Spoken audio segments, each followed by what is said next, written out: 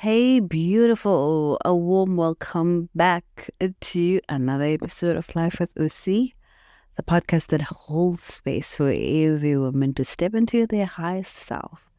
So, today's episode is one I know many of you ladies might love. We're diving into the topic of entering your villain era so that you can become her. I know it sounds bold, doesn't it? So, this is about reclaiming your power, breaking free from people pleasing, and just tapping into a state of being just unapologetic about who you are and a state of putting yourself first before others. Sometimes to truly step into our most, best selves, we have to embrace the parts of ourselves that society tries to shame, parts of ourselves that will disappoint people. So let us just get right into it. We're going to break it down. We're going to break down what this era looks like. I'm going to give you 3 key pillars to truly embody your villain era and actually stand firm in who you're becoming. Stand firm in choosing yourself. What exactly is the villain era? What is it? How does it look like? Well, you might have seen this phrase or have heard this phrase floating around on social media, but it's not your typical, stereotypical villain in a Disney movie. It's not about destruction. It's not about revenge. It's about empowerment.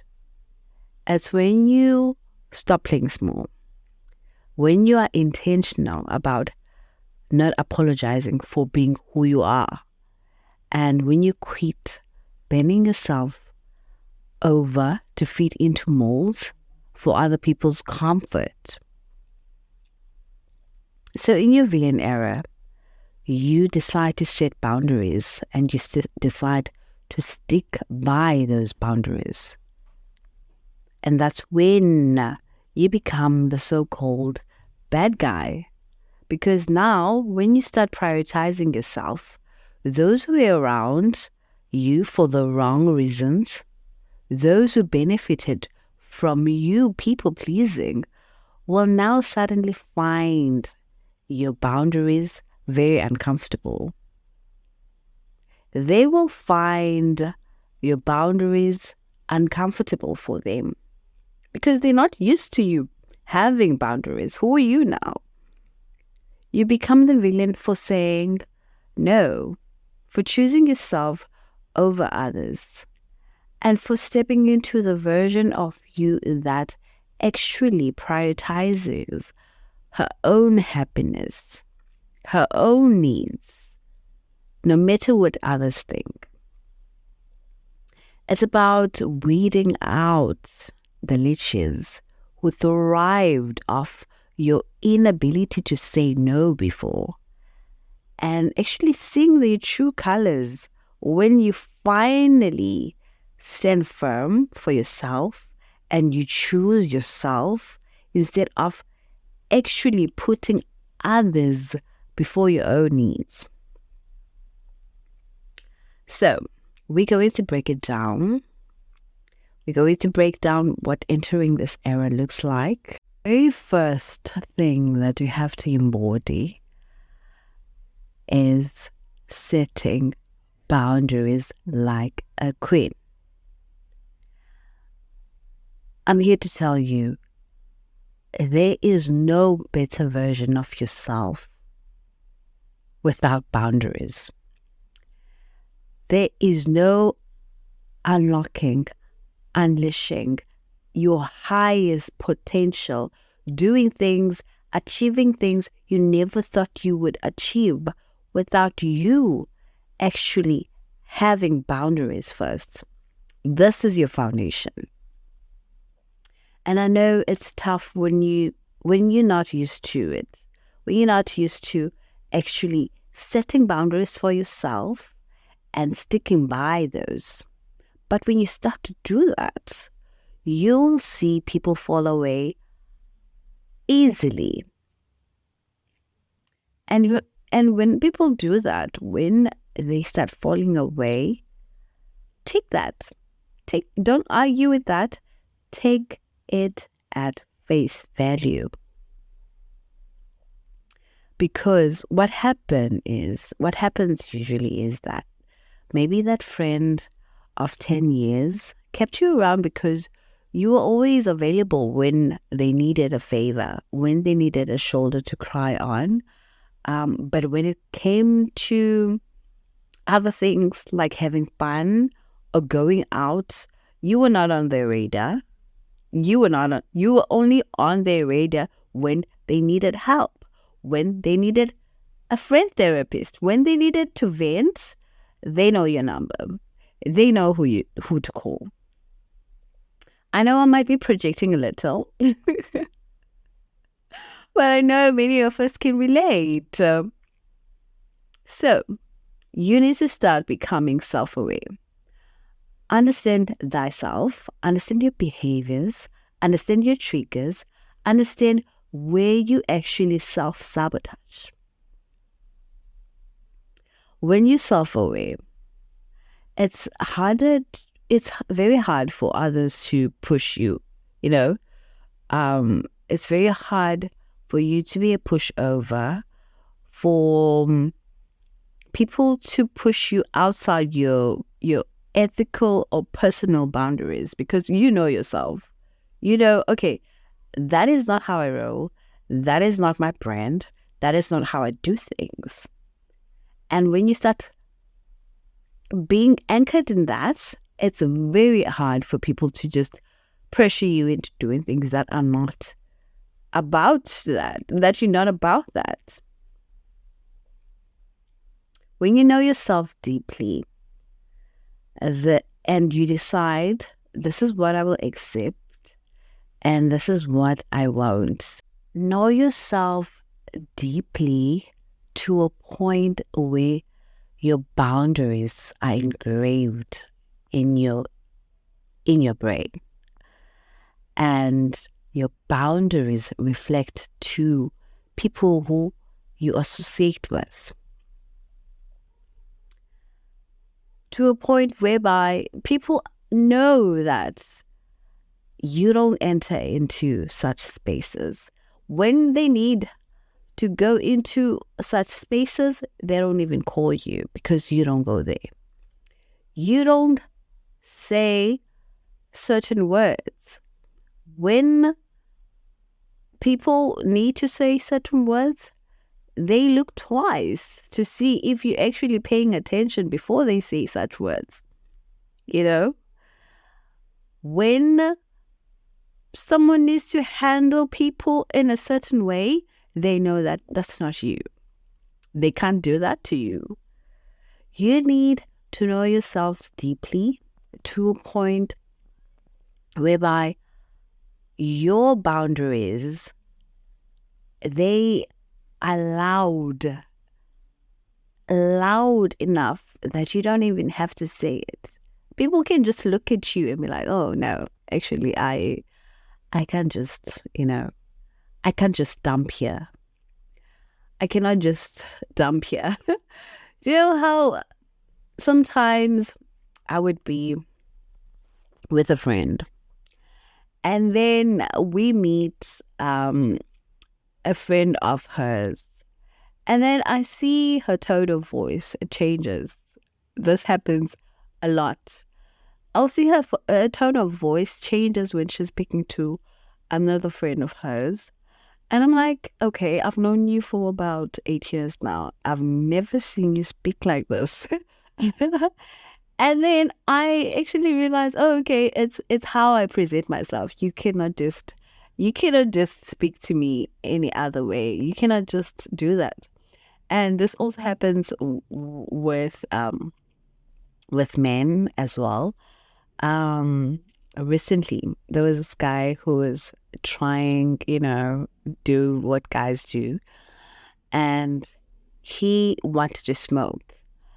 And he was like, do you mind me smoking? And I was like, yes, I do. Like, he was shocked that I even said that. He's like, really? You don't like smokers? I don't like smoke in my face. I don't want to smell. I don't want to smell like a cigarette because I don't smoke.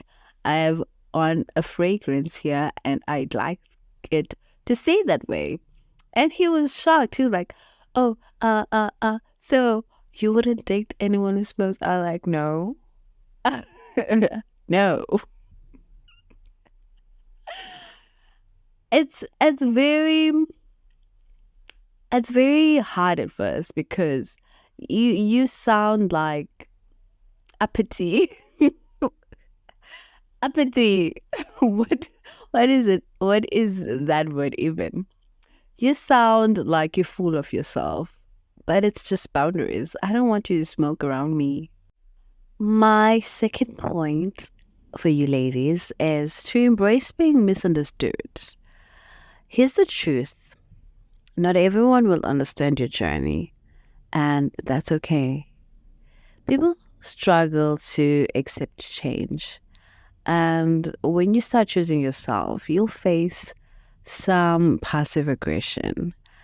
You'll face comments or hear the classic, oh, she's changed.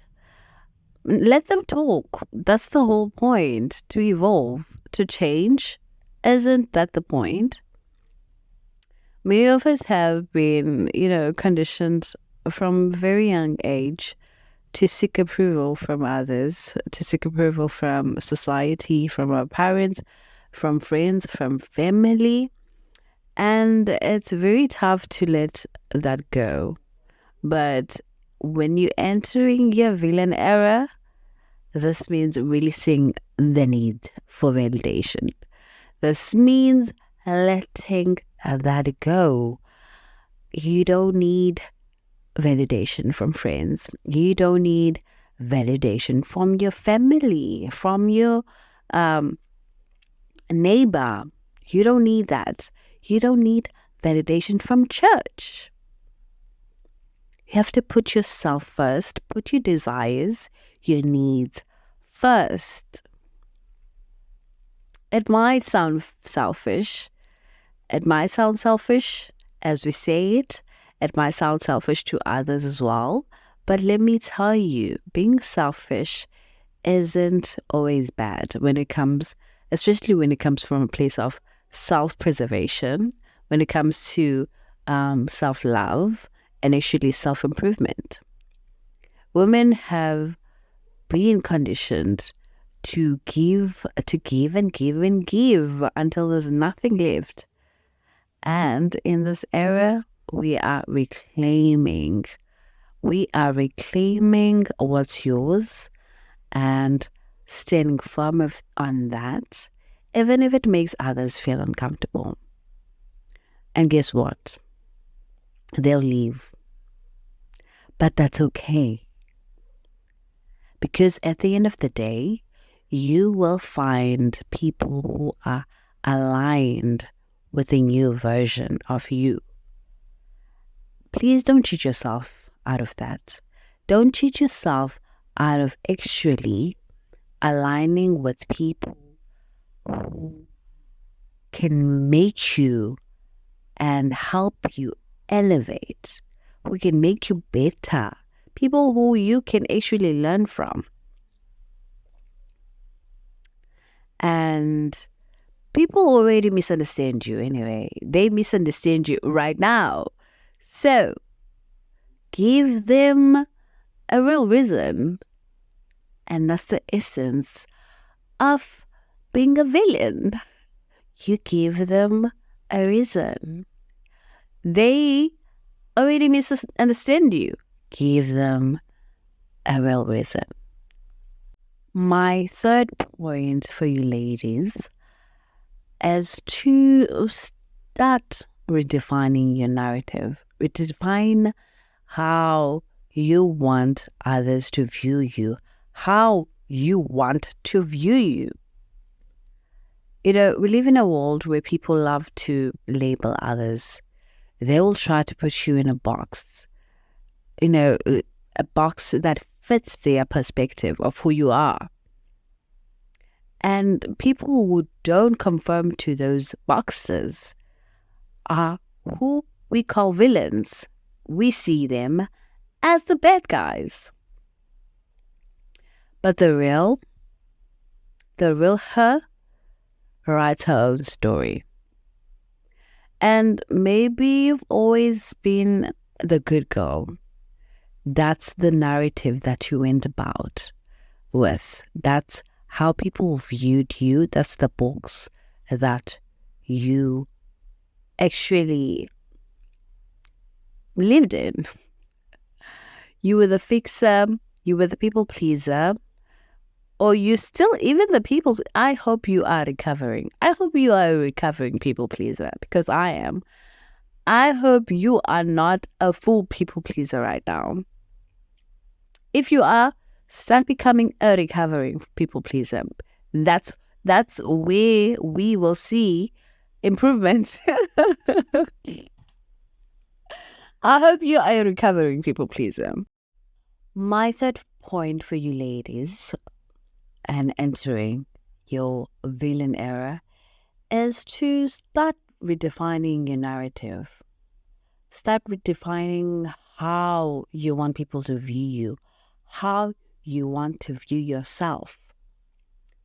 We live in a world where people love to label others.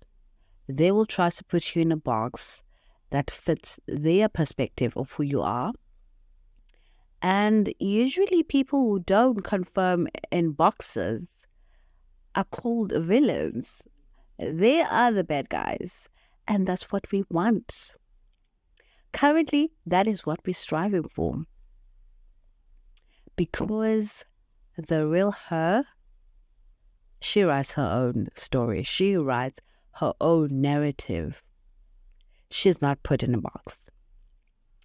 Maybe you've always been the good girl. Maybe that's your label.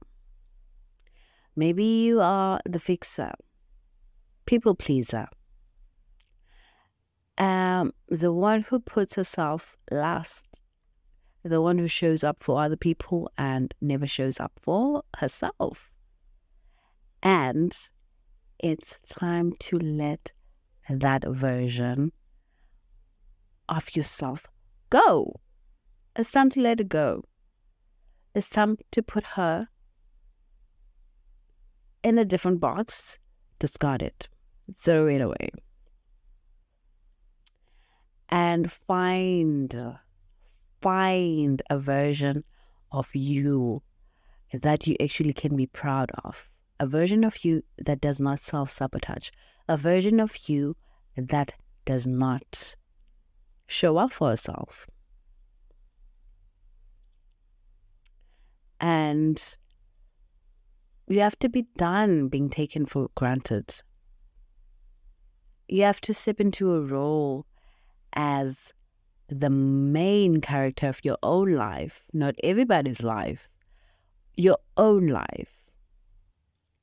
Take charge of where you want to go, your destiny, your desires, your goals. And everyone else will have to adjust. I'm sorry. Everyone else will have to find a way to figure out how actually can I enter into the narrative that she has already built about her. Everyone else has to just adjust.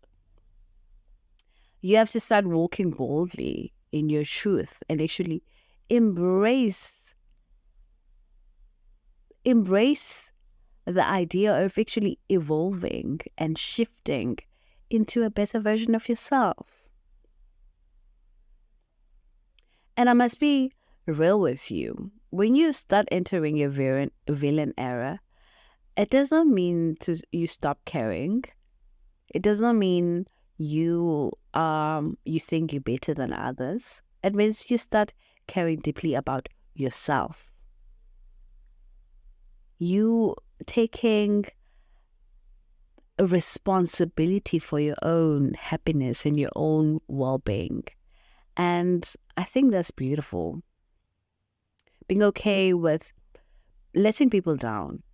Because I know disappointing people, it kept me in chokehold for years. For years, I would bend over backwards to accommodate everyone else and neglect myself. And I found that was actually to feed my own ego of being the nice girl, nice person. I like the fact that I was known as the nicest person in the group. And that was just me masking my own fears of rejection by actually overcompensating and showing up for others because I didn't want to be rejected. I didn't want to feel rejected and not showing up for myself, neglecting myself in the process. I took pride on being the good one, but at what cost? At what cost? Because at the end of the day, people will chew you and spit you out. You might think that, oh, because I was good to them, they will be good to me. No.